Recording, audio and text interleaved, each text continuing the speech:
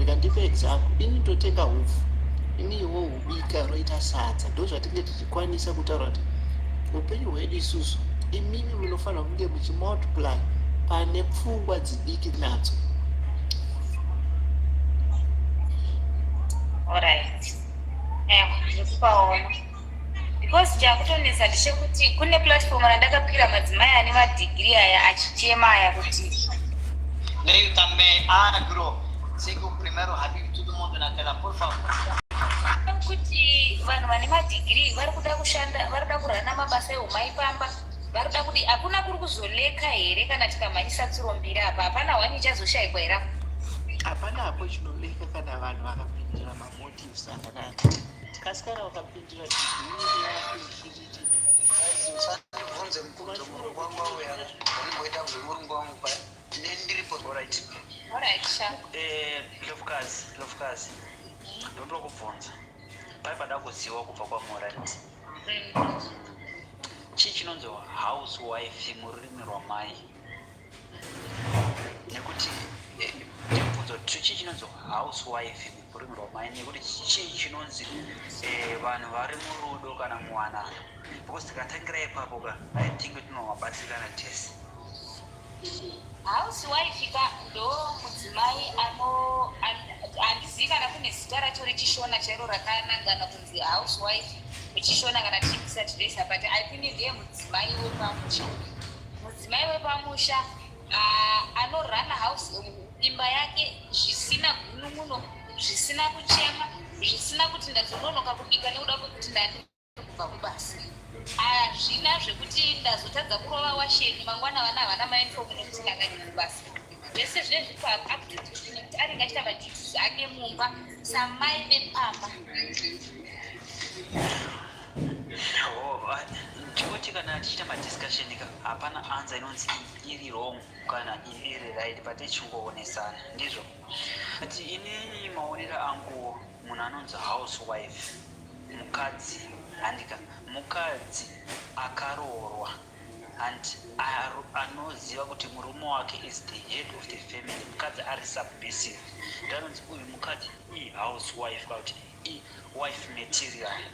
Nemhaka ndichidaro kune vakadzi vanotoenda kubasa andika vari housewife, nezvo kune mukadzi anotoenda kubasa ari wife material. Chinongonzi pawife material housewife, it means uri submissive kumurume wako, unoteerera kuti unoteerera nekuzvigamuchira kuti murume wako is the head of the family. Zvekuzoti mukadzi anosava ari pamba pairayaka handifunga kuti zino explanation yekuti housewife nemhaka yei, because hazvibatsiri kuti mukadzi anogara ari pamba asingateereri murume wake. Kuwacha, kubika, kudii hazviri kuti uri housewife. And saka maybe utira kuonesa, maybe ndiri wrong, ndo maonero angu, because muri kuona chii lokugara pari kunetsa pano one, especially nowadays ndipo kudai so tiri kupinda murudo nevanhu vasiri, tiri kupinda murudo nemadifferent agendas nemadifferent reasons, but mwari achisika nyaya dzerudo idzi kukanzi mukadzi uchamubatsirawo murume. And uyezve nyange nowadays mukadzi akaenda kubasa zvina kunzi mukadzi ngatite 50-50 vese 50%, mukadzi arikuwa pasi murume uchakudzvaniriwo mukadzi nekuda kwekunzi kuvanze murume achamu the head of the family. Saka nhau yatinoda ndekudai so ndekuti vakadzi munofanira kuisa pasi pevarume venyu, mukava submissive varumewo mubva vaita accordingly nani mazvano. Saka isusu kuzotizoti mukadzi ari submissive hunge achiita zvinodiwa nemurume wake, iye murume asingati mukadzi wake. Saka kuenda kubasa hazviri kuti mukadzi haasi submissive, kuenda kubasa zviri kuti mukadzi haafaniri kuva submissive. Ani mazvo kuenda kubasa hazviri kuti mukadzi haasi house material, haasi house. Yes. Saka ipapo tinopa distribution. Ndingamutsigira angotedze kuzvirerutsa futi kuti makukura padai kasenga ndimboedza kuzvirerutsa. Zvikungoedza kutaurwa hanzvadzi nezvekuti murume chinhu chaanoona muupenyu chatinoti isusu kudiwa irespect. Imimi chamunoona kuti kudiwa ilove chaichaichaichwa yekudiwa love yekudiwa yamunoda kuidzosa kuti kudeki kwatiri hatina basa nayo ikudzireiazvizvaizvaizva isoda respect tomaita kuti wazoita tumwe tuntu unofunga kuti kwazotengera mapenzi ufunga kuti ndikuzviona stiri imi mishoni inzwaka ini pandiri kutaurira pandoziva uyu junior abvunza kuti chii chinombonzi housewife kana takunobvunza kuchirungu kwara kushandiswa iko zvinokushona kunzi housewife varungu vanoti housewife mudzimai anoita mabasa epamba achimaneja family yake and managing household affairs achiita madhuti ake as housewife waiwo murume wake achienda kubasa rinobhadhara. That is the housewife muchirungu. And ndo patina kutura definition of what is a housewife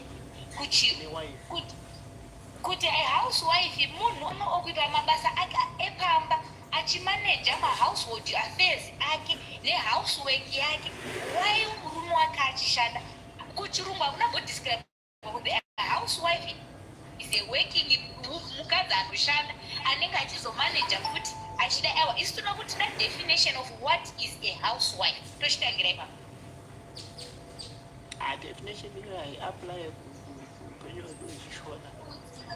Saka musatore kuti housewife mukadzi wangu achitaura danzi niname housewife mubvunzei kuti uri kutaura nezvii. Because kuupenyu hwedu hwechishona hatidi kunyebera remekedzo inotodiwa.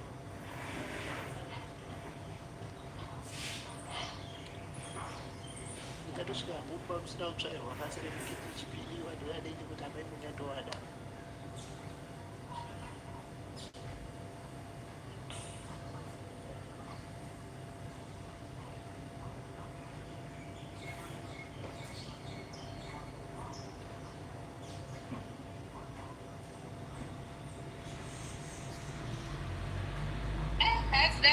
English is English today. Imbovura camera, imbovura imagine, mapasi antisati.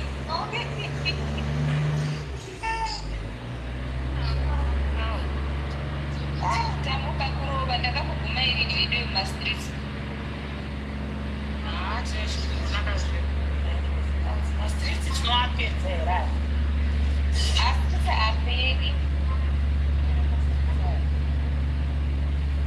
Tinoiswa musoro pakupedzisira pacho pamwe pacho togoendawo pabhireko mboonawo zvikwako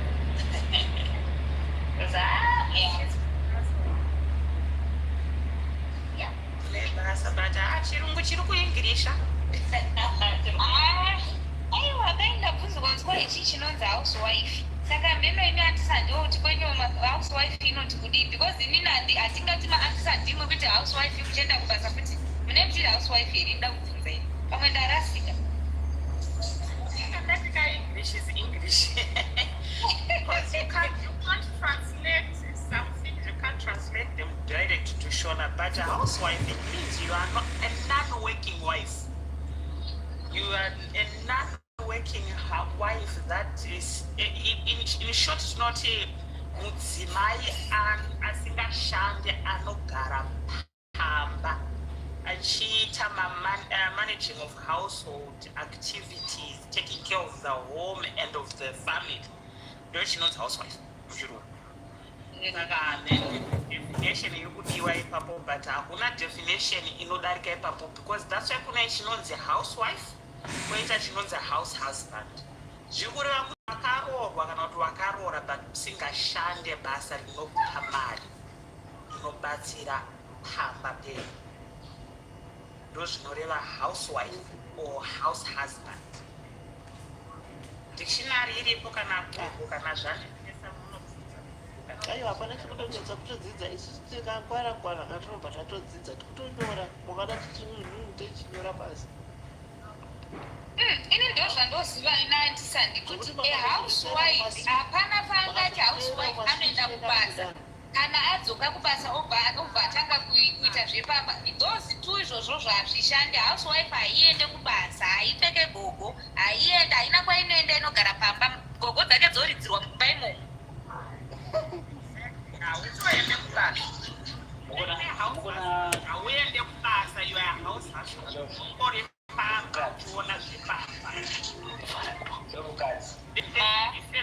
Kutobvunza ndikuroti kusadoziva ndikubvunza toda kusadoziva ndikati kururimi rwamai zvinorevei kuti housewife ururimi rwamai kutobvunza kutoti matoziva but according to the issue yakari padesk ati tachiti ungava here nganzi uri housewife ati usiri submissive kumurume wako ndo zvachibvunzira izvozvo kuti yes unoona uri pamba ukuti hauzoishanda hauzoda basa and uchiita madaily duties epamba and but usiri submissive unganziro housewife here kuva sabhumi ini chirungu ini kuchikoro handina kuhopedzera kuva sabhumi inonzi chii sabhumi 50 yacho kuita sei alright kungova pasi pemurume wakuti alright okay inzvaindilofukadza ti nyaya iri pangoda izvo kuti ungava unganzi uri mukadzi here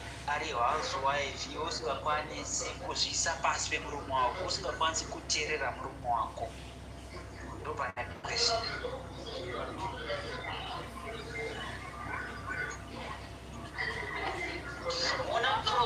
uri kureva junior kuti ungava uchiswera pamba usingashande iwe usingateerere mukadzi murume wako saka kureva kuti hausi mudzimai wepamba ino ndozvawakuzama kutaurira in other words ndikuti ungagona uchishanda ndizvo uchiita mabasa ese ekushanda ekubika kuwachira vana kuita sei and kubika murume but usingakwanisi kumuteerera zvaanokuudza ungava uri housewife here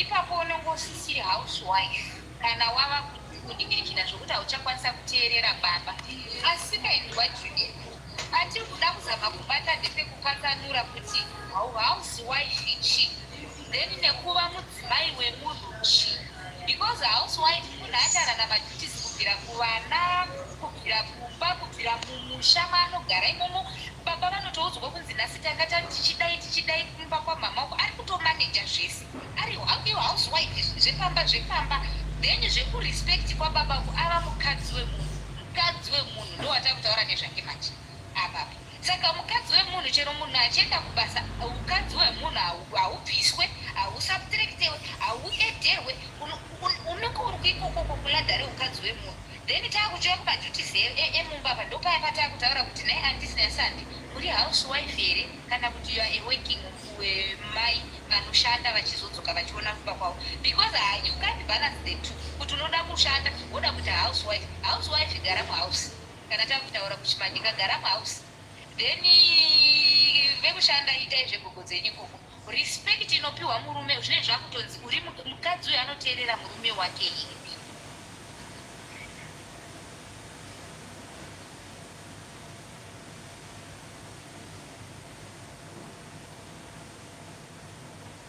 handisandi imbouyai pamwe kana musiri bhisi mumbopapatsanura weipamwe Mati kona ndovukadzi pakupatsanura papi anda achambotauranisaniwo alright pari kunzika anogona munhu kutoita housewife but asina submissive yacho ndeyandiri kushanda shama kuti koba submissive inobatana here nehousewife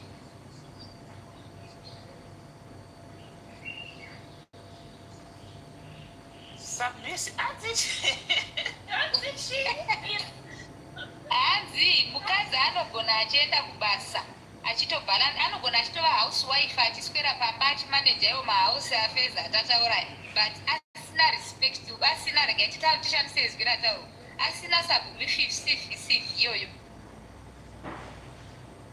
no question yanga iripo yanga pakubvunza kuti mukadzi angava here housewife asingakwanisi kuteerera murume wake yes ani machikuwa housewife munhu anoita mabasa emajendi duties epamba achimanija zvezvepamba yes we agree together but my question iri kuti angakwanisa here kuzova housewife iye asingakwanisi here kuteerera murume wake kunzi wife kuda kuti mukadzi umwe ndova pane question listen submissiveness inouya differently kune vanhu. It's not one size fits all. Handiti. Saka kune vakadzi vasingatokwanisa kusabmita, vasingakatoroorwa. Vatori kuvhuma, havasabmita varume vavo. Tinongowanzwawo kavarume vacho vachingozhambawo pamaplatform. Tinongoziva kuti hazvakadhakwa kudoko. Saka it's possible a housewife can be a housewife and still not submissive. It's possible a working wife can still be a wife and still not be submissive. Underline the word akarorwa. Kunzi munhu unless kana takutaura kuti mukadzi asiri submissive. But kana uchotaura kuti munhu akatororwa asi haatokoterera. Right? Saka zvinhu zviri kuenda uma different angles. Saka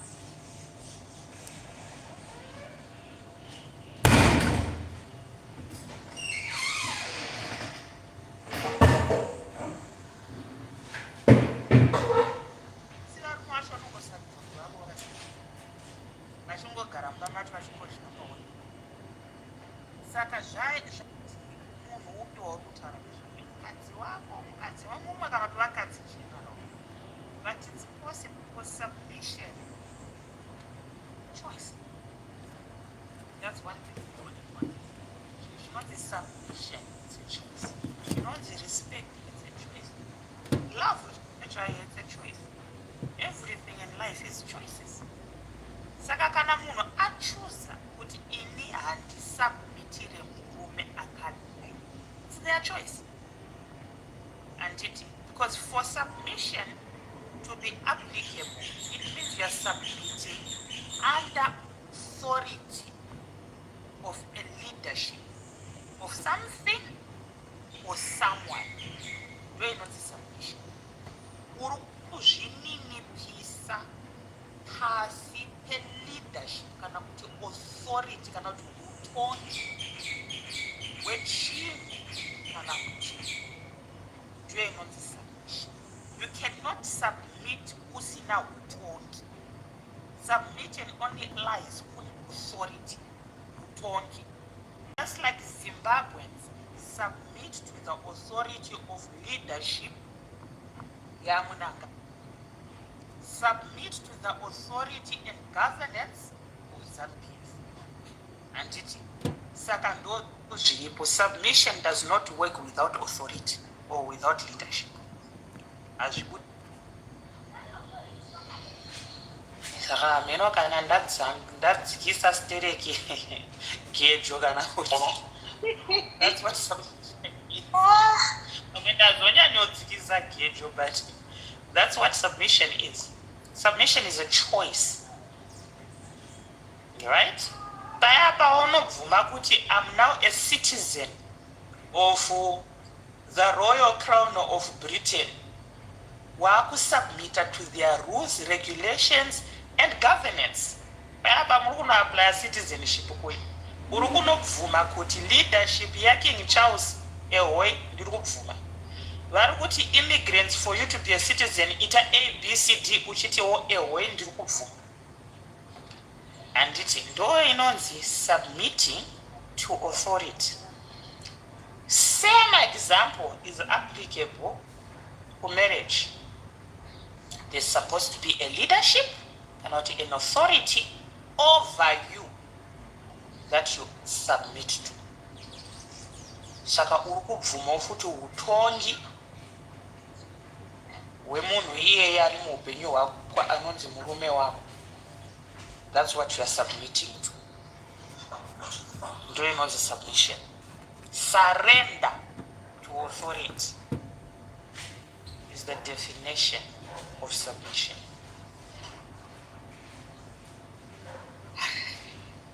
Ameno junior wapindurika eri kana kuna daubvunza.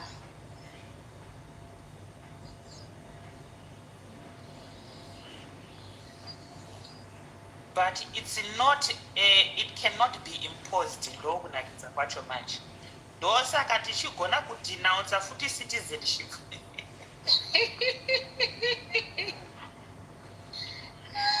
Cancellation of citizenship. Kuda kuita violence ere.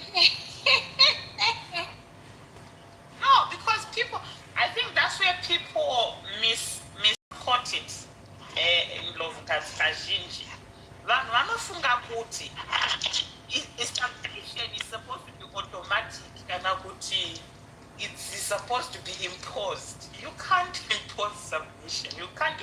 It's not a switch that you say on off. It's a choice. You understand? People choose to be submissive. Saka mudzimai wako paya paunoti will you marry me? Vanhu varume vanofunga kuti tina well, okay, let me rephrase that. Vamwe vakadzi havana zvawo machekutaura chokwadi. Let me rephrase that. Vamwe vanongotiwo because vakutsvagawo potential kucheketi handiti.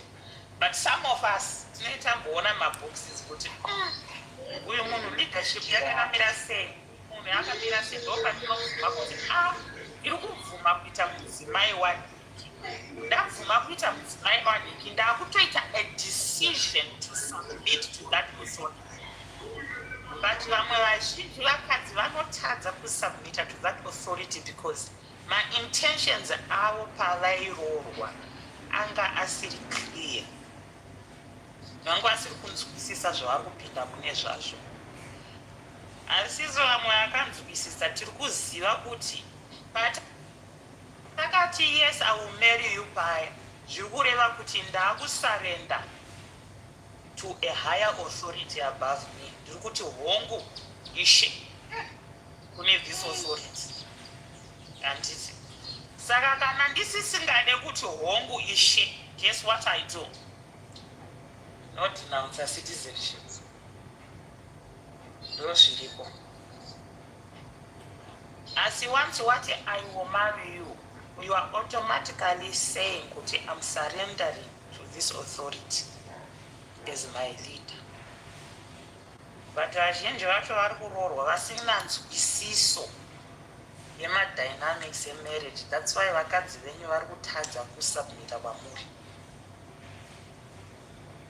Amen. Kana zvanzwisisikwa. Hanzi kwete zvekungoti submita apa leader wacho katsambara futa. Vanhu mune violence kuchiri kuseni vedu. Abachiri majaisi excuse because katsambara futa kajei ndo wakakasarudza zvikatsambara futa kako. Tsambara futa plus tsambara futa mubva maita tsambara futanya. Kuzara zvinhu. Ini zvinoona handisane ndiri kuzvinzwa ende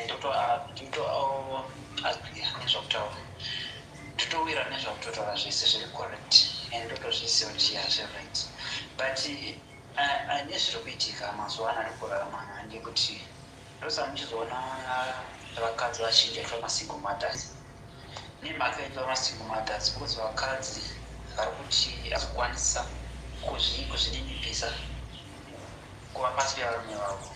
Saka ndezvipi zvingaitwa nevakadzi because since it is a choice, since iri choice yekuvakadzi because murume ndiye anotsvaka mukadzi omira approva pamukadzi kuti zvichikwadi yes or no. Since iri choice ndezvipi zvingaitwa kuti vanadzo dzedu kana vanamai vedu vasava masingle mothers because to be honest in Africa almost 60% eAfrica masingle mothers. Saka ndezvi zvingaitwa mateno angatorwa kudzikisa masingle mothers, rate masingle mothers. Mom Cassie, not the single mother, it's a choice also. And not a lot of women just want to understand and accept it. Ndambotaura ine kuti chese muupenyu, it's a choice. Utonzi iwe single mother, wakatochuza kuita ka single mother wako. Saka, the thing about life, Junior, you can't fix everything in life, and you can't tell. Unfortunately, you cannot tell a person what to do. No, Benyuwaki. The most you can do as a brother or as a sister is advice. But at the end of it all, the choice solely depends on that individual. Because let me tell you how a single mother works or comes about. Again, yes, again, for a single mother to be born from a single mother.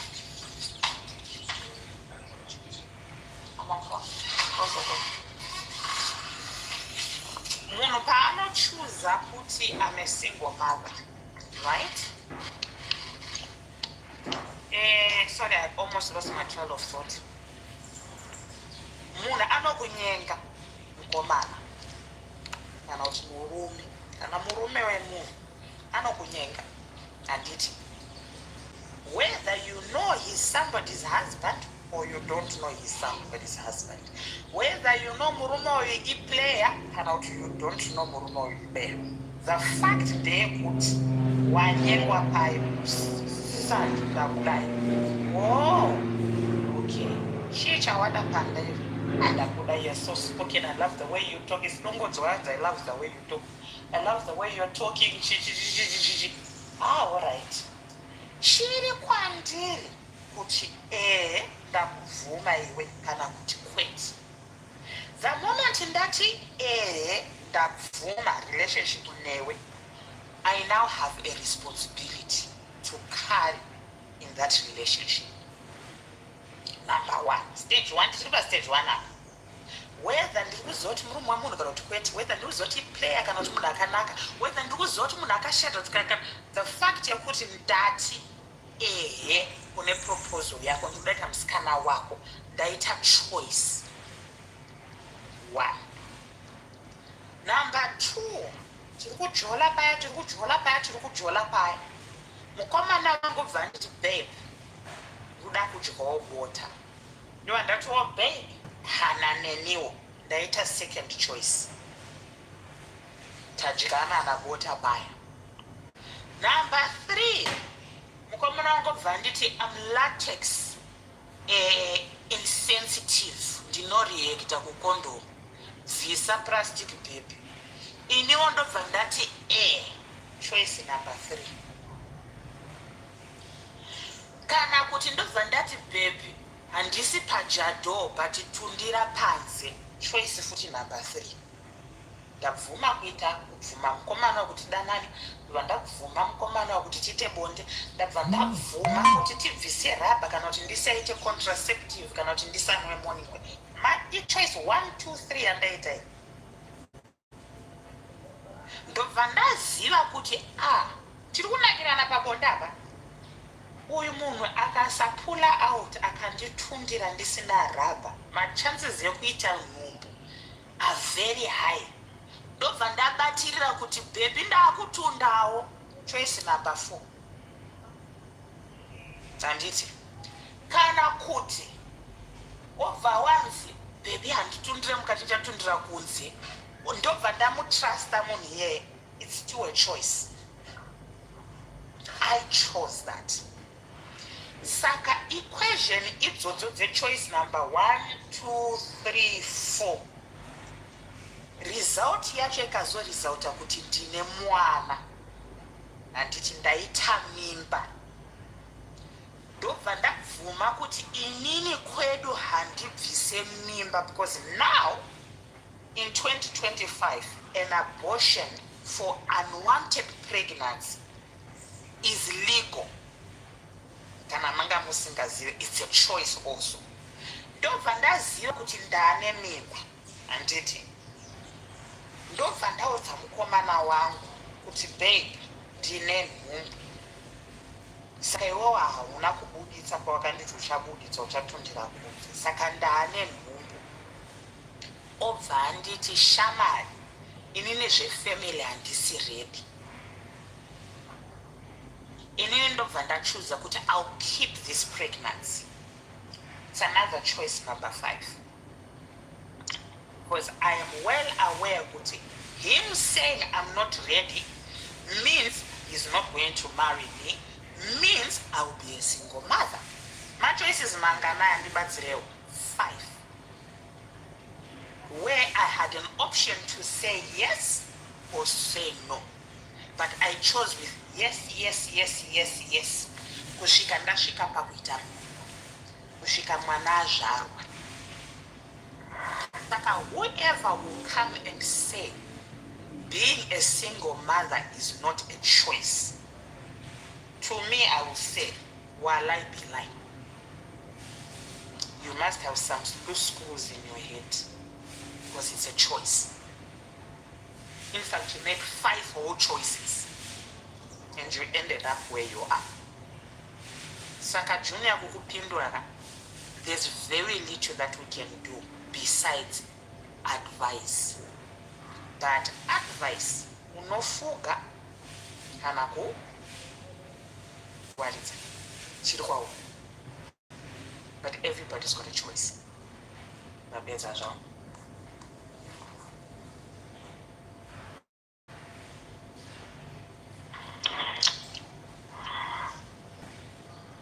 Manyoni ndambona kuda kutaura mukomani mungataura. Mamukasi. Aiwa, ndakaperera zvo. Tamuka kuri sei vamanyoni? Aiwa, tamuka ndikachida kukomenta because I think Junior's point iri kunyanyofokasa pakuti come on. Sorry. Yeah, hello, pane munhu anga achindifonera. Junior anga achibvunza kuti masingle mothers awanda sei. As much as a woman ine power yekuti you make choices, but tinofanira futi kutarisa kuti vatiri kuitira machoices achona vanhu vakaita sei. Are the people who take responsibility? Because the problem yekuti masingle mothers akuwanda, or why are women ending up vachiita machoices better to be single? Unenge watoona kuti zvirwere zveshe kuti kamukono ketsamba rafuta. As much as iwo pawaita machoices isai ungototadzawo utsamba rafuta wako on your end. But munhu anozodzimara aona kuti izvi zviri kuramba kukamaindwa. Let me now just maybe take off mwana wangu ndosiyana nemunhu uyu. Varumewo should be at a point where they are men, they are leaders, and they take responsibility. But you find kuti kazhinji kachona is not there in our African men. Kuti vakomana pavaitodzidziswa nanasekuru pai kuti usavata nemusikana usati wamuroora usati anga ari maadvise aizikanwa kuti tikavaudza kuti vambodhiliya kuvatana nevasikana zvichalimitawo maproblems atichasangana nawo, mimba dzinoita less, ende vanozivawo kuti worespekta mukadzi kuti wandavata naye ndichatoroora handiti. But izvezvi manje munhu angoti ndinoita zvandinoda, ndichachuza ndiri kuvatana nemunhu here kana kuti handisi kuda, ndichachuza kudii. But maconsequences achina varume vashomawo harini kuti vatambire. Umwe anenge achitonyepa pese paipe paita machoice 5 ataurwa naandisendi. Munhu anga achitonyepa anotori nemukadzi, musikana azoti chakati murume wezvazoitika anogona kuzongobuda pachena kuti asori chamwari ini ndine mukadzi wangu handiti. But sister ndini uyo ndimanyoni ndanga ndatoperera nditoti ndawana munhu zvekuti ndanga ndichitofunga kuti kwao ndikaita nhumbu ndanga ndichati apa taanondida woona kuti wanyeperwa. More single women are there handiti. Saka the issue Junior should be, as much as it seems like women are the problem, vari kusara vamasingle mothers, they are not submissive. Unhubu ihwohwo hwakutaridzika kuvasikana kuvakadzi hwekuti vakutoona kuti chigandanga chekuti beta kuita single mother, beta kugara ndega, beta kuzvishandira, zviri kubva patreatment iri kubva kuvaruma. Varume avo vari kuitawo problem yekuti they are not being men. Maziviro ataivaita kuti varume they are providers, they are leaders. Vamwe varume havana leadership dzachona hapana. Saka toita sei nesociety yekuti tiri kubvuma vakomana vanhu vasingakwanisi kuva ana baba. Nditi ndokuri kubva problem. And I think for the past maybe 20 years or so, problem yenge iri kutokura ichikura. On the end wovasikana vamwe vachiti no, I need to be educated, I need to be independent. Nekuva independent kuyowo machoices waakuitwawo mamo asina that family centeredness paari. Munhu akungoti chero ndine mari yangu chero ndingaita mwana. Mukazvifunga kuti kuna mumwe wakadzi wekuti akutoti murume handidi anoenda kuspam bank kunoti ndikuda spam donor, otongota nhumbi yake ochengeta mwana wake. All those are situations that are there, not yet really fully utilized in Africa. But kune dzimwe nyika zvitoriko, munhu anongoti handida ngokuroorwa ndoda mwana chete oenda kuspam bank. But chakatanga ndechipi? Vana baba vachona vane kamwe kakusaita sei, kakusaita ubaba karipo manje. Saka this is a problem iri kumasaidzi ese. Ndosvika zvandangachida kutaura.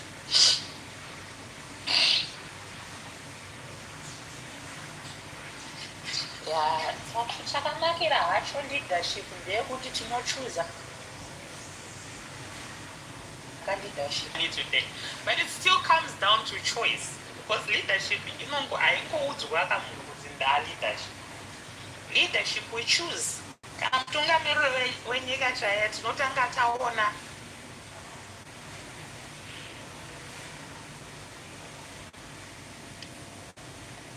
to earn necessary values here ane kufunda kwatinoda here under the constitution of Zimbabwe.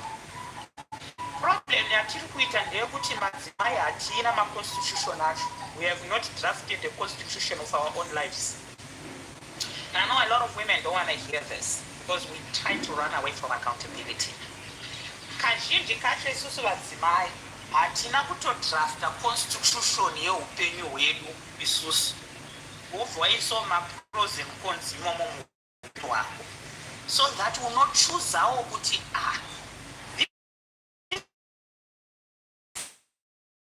this leadership yandiro and it atisku set up boundaries for our own lives, because listen, whether we like it or not, variko ana mharabha tsetsetse kudzoka, but variko futi varume vakanaka, right? Varume vakanaka vane hunhu, vari nema qualities in leadership.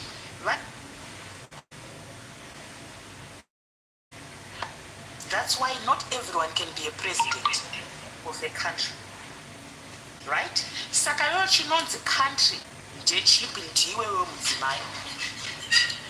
What is your constitution semunhukadzi? What are your rules and regulations for your life? And you cannot, hakuna pasi pano unonzi handisati ndambozvinzwa, kana makambozvinzwawo hame mundiudzawo ndidzidzi. But I've never heard in the whole 43 years of my life, have I heard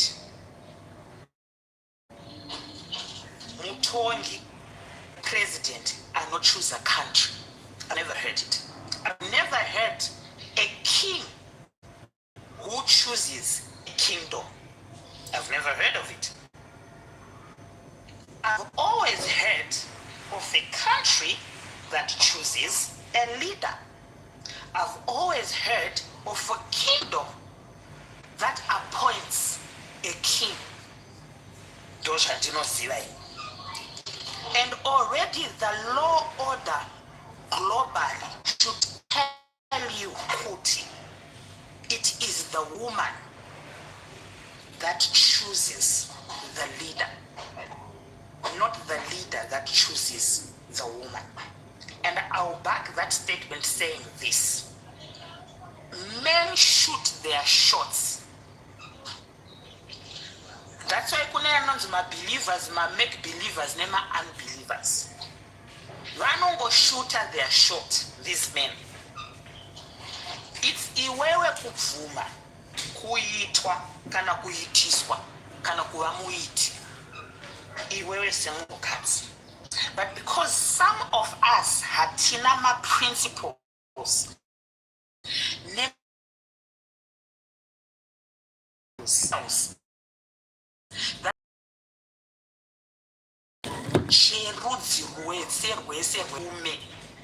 and then away from taking accountability for the choice of a man that you made, you turn around and say, it is the leader. But you chose that leader though. Not only did you choose that leader, you even chose to sleep with him outside of marriage. Already the red flags are there. What choose a leader? And it's he doesn't have the leadership skills. Then you still choose to lay with him outside the constitution, of which is expected to be every woman's principle, called marriage. You decide to sleep with this man outside of marriage. Wega. Hauna kumbunyikidzwa, hauna kurepiwa. Wega wabvuma kurara nemunhu. Obvoita mimba. Obvoti no, but it's the type of leader that you gave me. I think tinoita kunyeperana ipapo zve takungobhabhadzirana zvedu nini.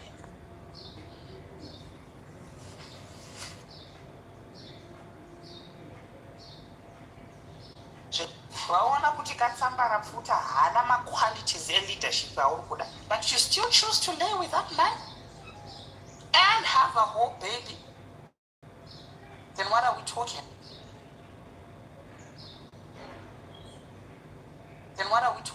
Principles and values for our own lives? Because ini ndinoziva as a human being, semunhu chete ukangosikwa kudai waakukura waane dzinodhonza, you need to set some principles for your life. You can have some values towards your life. Kana ungori munhu ari kungoti kwaenda mhepo chandiwana ikoko, amen, mafungiro angu pamwe amurongo, but mafungiro angu. That's why even uchinotsvaga basa chaiko, you choose kuti I think kumacondition eko ari nani, ikoko ari nani. But what I say you are being hypocritical about is you choose to say yes to a man, and it wachuza kuti ndoda kuti uyu ave murume wangu, ave baba vevana vangu. Then you say, I will not submit to that person. How? Ati wakazvichuna wega, so uchiri kutadzisa kusapota chii? Hauna kumbunyikidzwa, hauna kumanikidzwa kuroorwa nemurume wakati ende wega. Hauna kumbunyikidzwa, hauna kumanikidzwa kuita vana nemurume wakati ende wega. Then submission to be difficult for you. That should tell you that you are not a sincere person as a woman.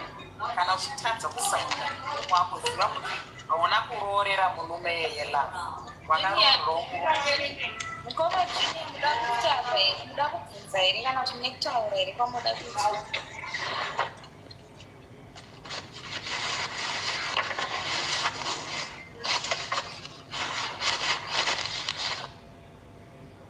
Background yenyu ine noise mukoma junior.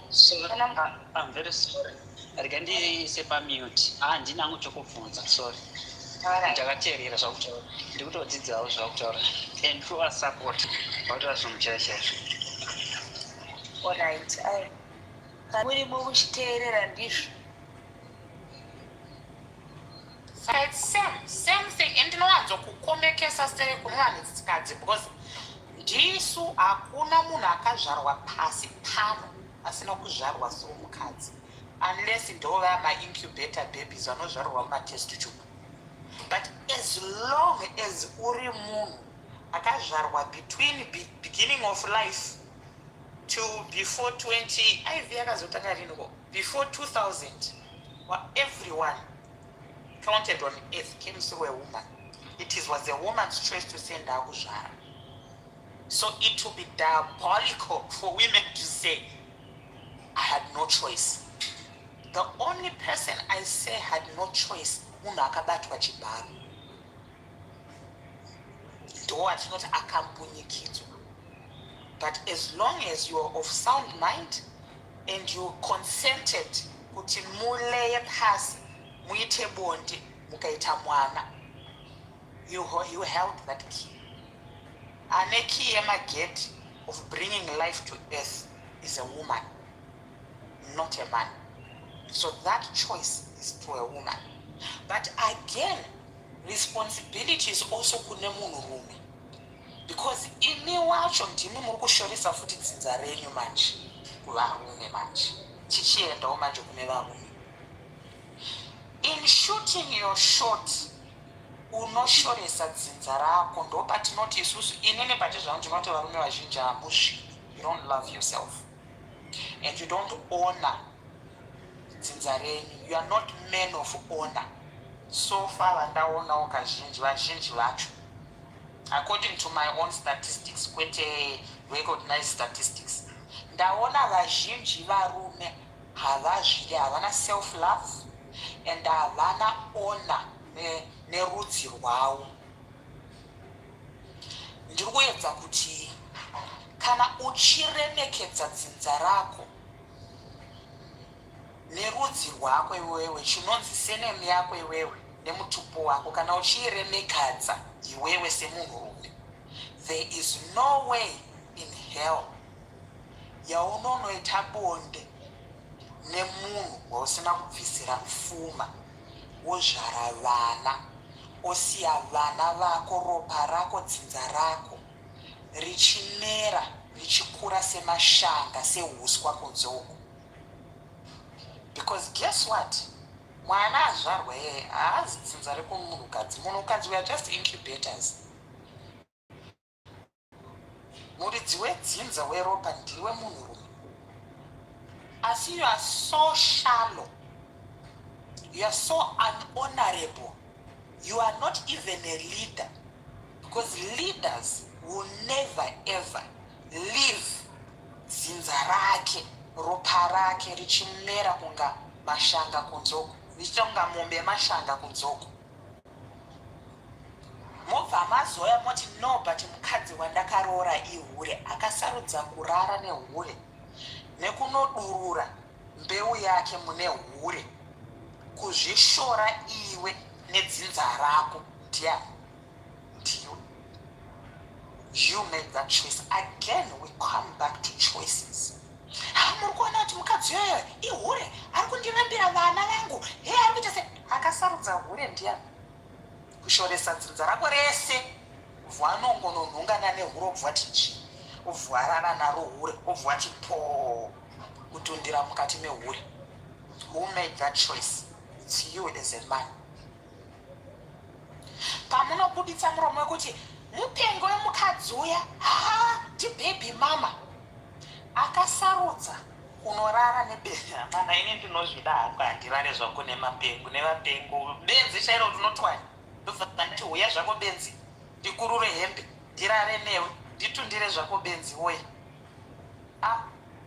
But that is some men here. Ndo hunhu hwenyu, ndo pfungwa dzenyu dzekutora mapenzi, vane pfungwa dzinotwanya, mobva maisa pamubhedha mapenzi enyu aya, mobva manorara nawo, mobva manotundira mwamaita vana, mobva maita tupenzi nyana twenyu. Ndimi zvenyu muchikudza dzinza nemapenzi, chikudza dzinza rekwako nemahure.